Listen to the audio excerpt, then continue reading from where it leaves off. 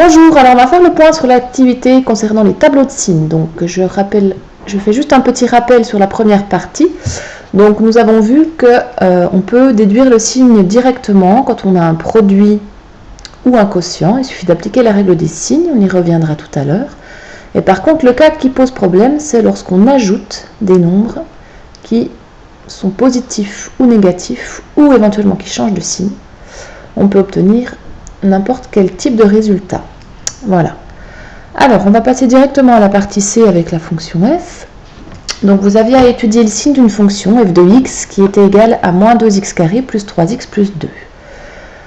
Certains ont tracé la courbe de la fonction à la calculatrice pour avoir une idée de son signe. C'était une très très bonne idée. On va essayer de l'étudier donc à partir des différents termes qui font partie de la somme. Donc moins 2x carré, il est toujours négatif puisqu'on a moins 2 qui est multiplié par un carré qui lui est positif. 3x, 3x, quand x change de valeur, il va changer de signe selon que x est positif ou négatif et on ajoute 2. Donc en fait la fonction f, elle est écrite comme une somme. C'est la somme de termes qui sont positifs, négatifs ou qui changent de signe. Du coup on ne peut pas en déduire le signe de f de x sous cette forme-là. Donc l'idée c'est de se ramener à un produit. Donc d'écrire f sous forme factorisée, là voilà la forme factorisée, 2x plus 1 facteur de 2 moins x, afin de pouvoir trouver le signe de la fonction. Alors donc f de x est égal à 2x plus 1 facteur de 2 moins x. Pour le vérifier, ceux qui ne l'ont pas fait, vous pouvez le faire à la maison.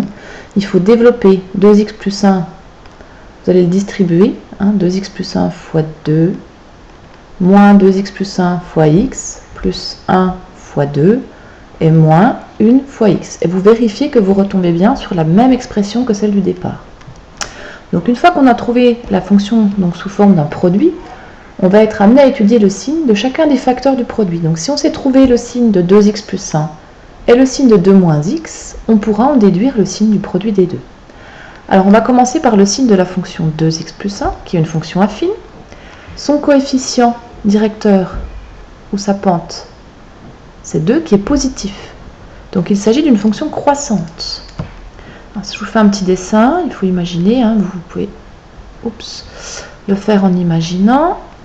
On a une droite qui est croissante. Voilà, elle est comme ça. Donc elle va être d'abord négative sur cette partie-là, et ensuite devenir positive. Elle va s'annuler à un moment donné pour une certaine valeur de x qu'on va chercher.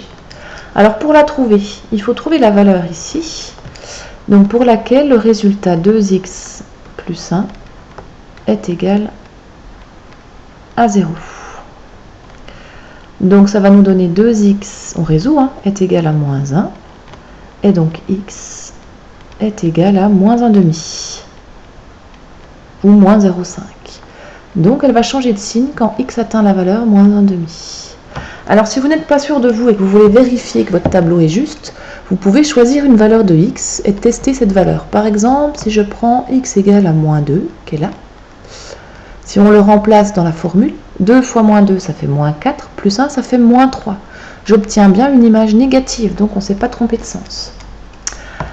Ok, voilà pour 2x plus 1. On va faire la même chose pour 2 moins x, pardon. Alors 2 moins x, c'est aussi une fonction affine.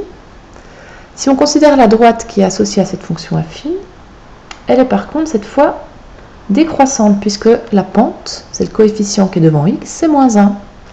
Et ici, on a moins x, donc la fonction est décroissante. C'était très très mal tracé, je recommence, j'ai un petit peu du mal. Donc la fonction est décroissante, voilà. Il faut également trouver la valeur pour laquelle la fonction va s'annuler. On résout 2 moins x égale à 0. C'est pas très compliqué. 2 est égal à x. Donc elle s'annule quand x vaut 2, cette fonction. Elle vaut 0, l'image. Avant 2, donc quand x est sur cette partie-là, la fonction, vous voyez, on est ici, elle est positive. Et ensuite, elle devient négative. Ok. Alors, on peut trouver, vous voyez, le signe de chaque facteur composant le produit de notre fonction f de x selon les valeurs de x. Donc quand x est entre moins l'infini et moins 1/2, vous voyez la première, 2x plus 1, est négative. Ensuite, elle devient positive. On connaît donc le signe des deux et on va voir comment en déduire le signe de la fonction f. Alors voilà, on va repartir de cette valeur moins 2 qui est là. Si x vaut moins 2, 2x plus 1 est négative, on est là. Et si x vaut moins 2, pour la deuxième partie, pour 2 moins x, on est ici. Et vous voyez qu'on a un résultat qui est positif. Donc quand x vaut moins 2, la première, 2x plus 1, est négative, pendant que la deuxième est positive. Donc le résultat, ce sera un négatif multiplié par un positif, ça nous donnera un négatif. Je vous montre un autre exemple. Si je prends maintenant, par exemple, x est égal à 1. Alors, x vaut 1. 2x plus 1 est positif, on est ici. Mais 1, donc il est là. Donc vous voyez que la deuxième, 2 moins x, est aussi positive quand x vaut 1. Donc le résultat, le produit des deux, sera un positif. Alors, plutôt que de faire ce même travail pour toutes les valeurs de x possibles, on va essayer de résumer nos deux tableaux et de les mettre en un seul. Alors, c'est celui que vous avez sur votre fiche. On va faire un seul tableau où on va indiquer pour chacune des deux fonctions affines leur signe. Donc on a besoin des valeurs moins 1/2 et 2, on les met bien dans l'ordre croissant. Hop. On va commencer le signe de 2x plus 1. Alors 2x plus 1, elle s'annule en moins 1/2. On a dit qu'elle était négative avant, et après elle est positive. Et le reste, donc on va mettre dans nos petites séparations, plus et plus. 2 moins x va s'annuler en 2, et elle va être d'abord positive, on a dit, puisqu'elle est décroissante. Et ensuite, elle va devenir négative. Et on n'a plus qu'à ajouter les signes du bas, à les effectuer, puisqu'on va faire le produit des deux. Alors, quand x est entre moins l'infini et moins 1/2, on est ici. Le premier facteur, 2x plus 1, est négatif, pendant que le deuxième est positif. Le produit des deux sera donc un nombre négatif. Quand x est entre moins 1/2 et 2, le premier facteur est positif en même temps que le deuxième. Donc le produit, plus par plus, ça nous donnera un positif. Et quand x est entre 2 et plus l'infini, on a un nombre positif multiplié par un nombre négatif qui nous donnera un négatif. Et voilà le signe du produit. Alors, il manque ce qui se passe en moins 1/2. Alors, quand x est égal à moins 1/2, 2x plus 1 vaut 0, et on va multiplier par un nombre qui est positif. 0 fois quelque chose, ça va bien nous donner 0.